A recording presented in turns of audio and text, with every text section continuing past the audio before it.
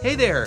This video is a review of the Sirui Super 35 35mm 1.33 times squeezed anamorphic lens. Full disclosure, Sirui did send me this lens to test out and review, but they didn't pay me to make this video and they don't get to see this video before it gets posted, so of course the opinion about everything in this video is my own. Wow, the bugs are pretty loud out here today. Anyways, I'm shooting with this lens currently on the Canon C70 to give you a sense of what it looks like in a more normal situation. It's kind of overcast right now. But all the footage that you just saw earlier on this video was shot on my RED Komodo in 6K 17:9. Now, I don't do a lot of nighttime or low light type shooting, but I really want to take this out and shoot in the city of Durham, North Carolina to sort of get a sense of what the streaking and flares and stuff like that look like. Now, let's talk about that first, because that's probably one of the biggest characteristics of this lens is going to be the flaring. This lens flares super easily and produces that classic blue anamorphic flare. Now, this is sought after in some situations, so if you're looking for that sort of look, then this lens does it really easily. Now, I think, in my opinion, this lens flares a lot easier than some of the other anamorphic lenses that I've used, so you just have to be a little bit careful if you don't want it to flare as much. But again, if you want a lot of flaring, this lens will do it super easily. So if you want to keep the flaring under control, just be careful about the light sources that you point it at and stuff like that. Now, as I said, I don't do a lot of nighttime and city type shooting, but what I like to shoot is a lot of stuff outside. So take a look at this footage here of some daytime outdoor scenes.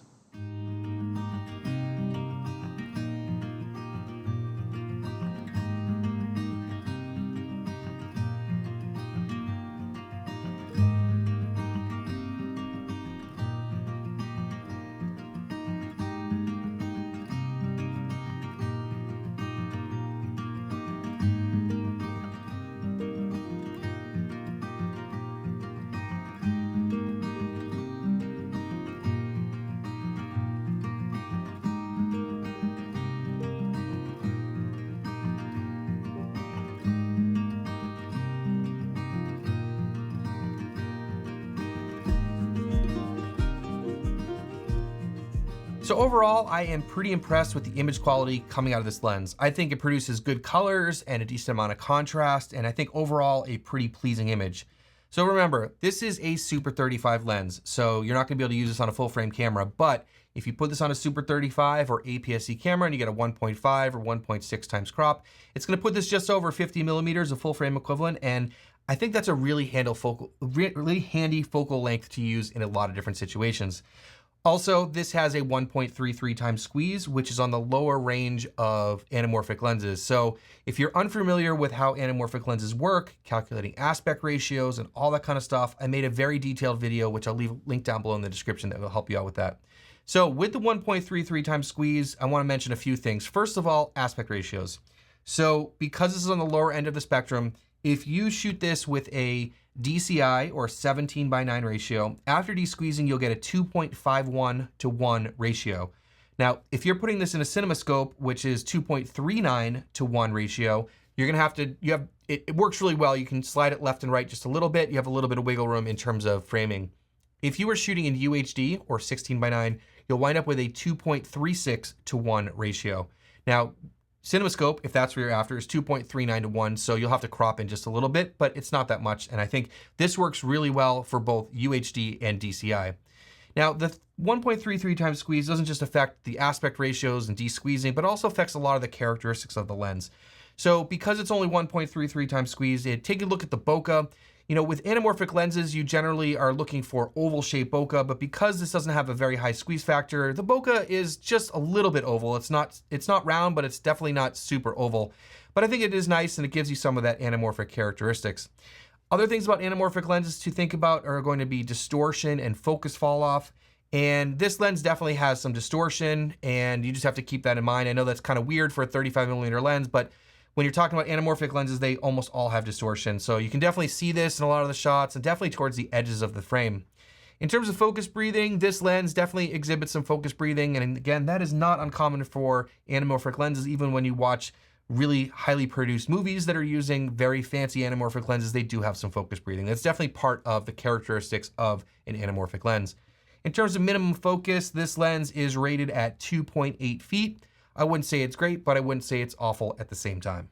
Next, let's take a look at the build quality and design of the lens.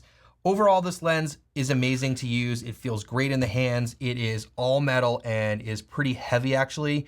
And I think it's just made really, really well. So let me give you a quick tour around. As I said, it's all metal. Even the part where your fingers grab the focus and aperture is metal. And I think this lens is very durable. So in terms of the focus, it is very, very smooth and not very stiff. It has a decently long focus throw and has quite a bit of accuracy in the closer focus range, as you can see from like 0.85 up to 1.5 meters here. The aperture opens up to 1.8, which is fantastic for low light situations and also separating the background. In terms of the aperture control, it is very, very stiff, but I actually really like that, and it goes from 1.8 up to 16. The reason why I like that it's so stiff is that I'm not doing a lot of racking of my aperture while I'm shooting, so for me, if I wanted it 2.8, I set it to 2.8 and I know it's probably not gonna move around. This lens has a 67mm filter thread, which is pretty common and really hard to find filters for that. Onto the back of the lens, it has an all metal mount and no weather sealing.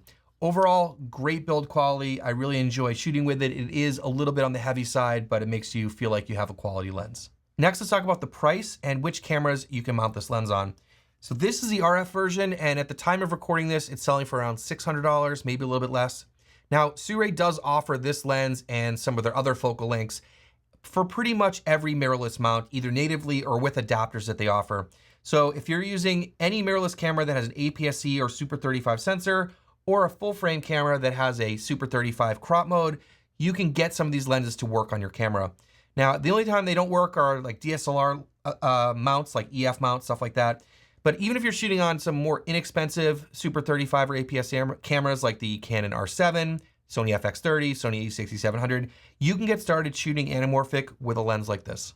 Lastly, onto my recommendations and whether or not you should pick up this lens. If you are looking for maybe your first anamorphic lens, or you're on a budget, or maybe you just want to dabble with it and try it out, I think this is a really good place to start. Like I said earlier on in the video, it produces a really pleasing image with good colors and contrast. You just have to keep in mind the flaring because it flares really easily. If that's something that you're looking for, of course, this lens is going to do just the job. But if you're trying to keep it a little more under control, just keep in mind where you're pointing the camera in terms of light sources and things like that. I said also, this is available in other focal lengths. They sent me the 35mm to try out, and I think the 35 is actually a great place to start on Super 35 or APS-C because it's just over 50mm full frame equivalent, and that's just a very cool focal length to shoot with. So overall, I think it's a great lens and good build quality, and it's a great place to start out if you're just getting into anamorphic lenses. Big thanks to Sirui for sending this out for me to test and review. Thank you for watching. Please hit subscribe, and we'll see you in the next one.